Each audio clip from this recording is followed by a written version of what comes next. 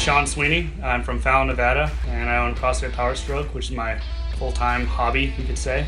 And I'm down here training with Chad Smith and Jacob Tsypkin, doing all sorts of exercising. Been doing this for about 4.5 years now. I'll be 25 years old. Happy birthday on Sunday, the end of the games. It'll be one heck of a birthday, but so that's what I'm down here for. So previous to competitive exercising was real life, and that included the Navy. So I did 4 years in the Navy, did AO, was an AO, so Aviation Ordnance. Basically I swept a lot of floors and lifted a lot of weights. That's pretty much what I tried to do the most of. And I did some tours on some aircraft carriers.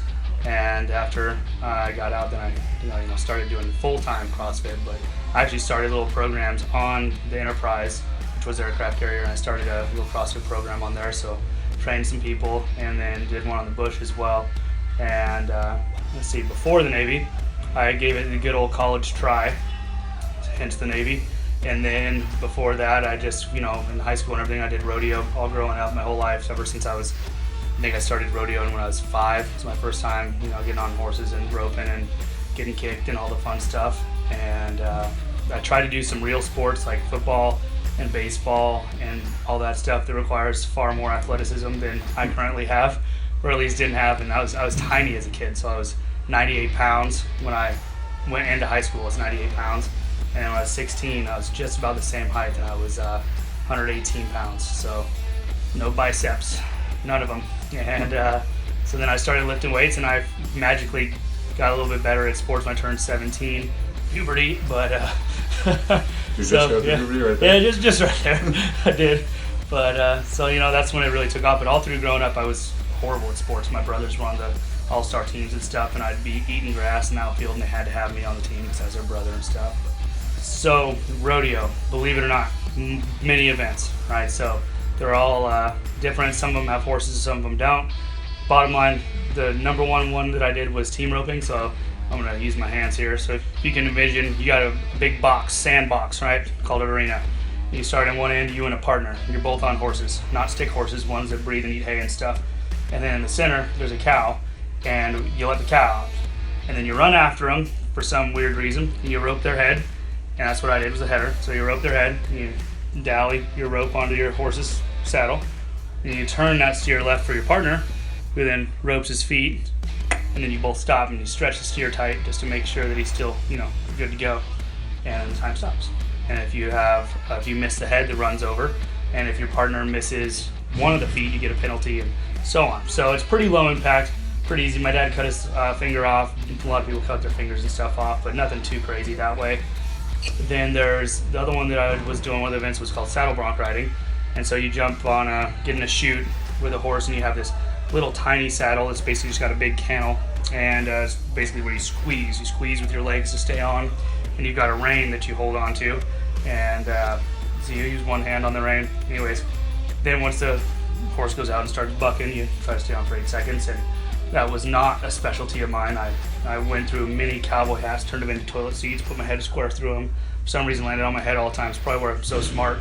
But one time I got bucked off pretty good, straight up in the air.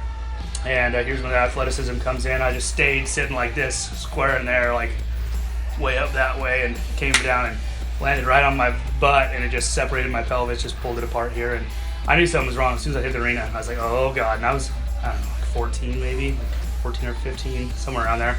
And I was hobbling out of the arena, and every time I'd like walk, you could feel this thing like clicking, and it was less than pleasant for sure.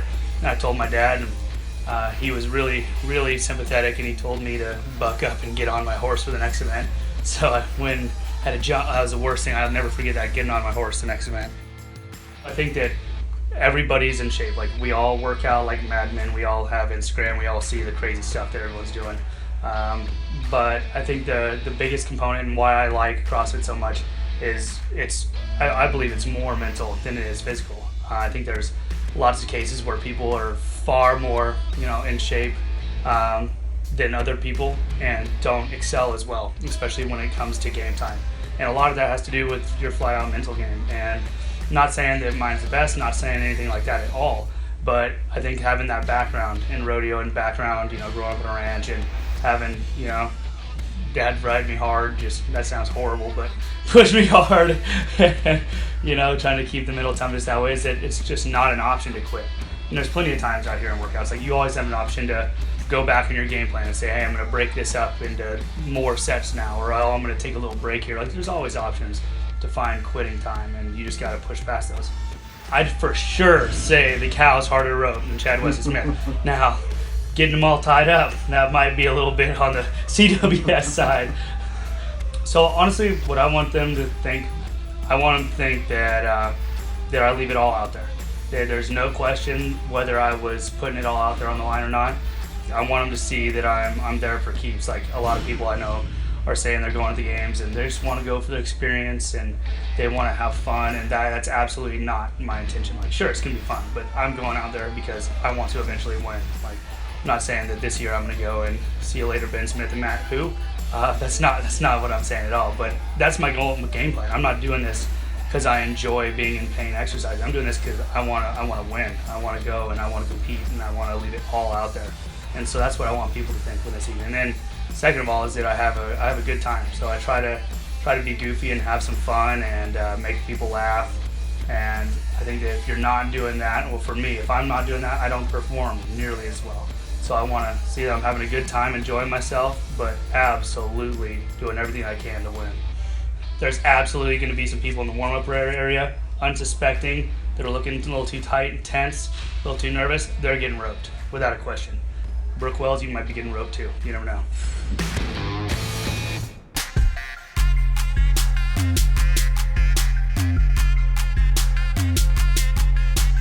I'm Chad Wesley Smith.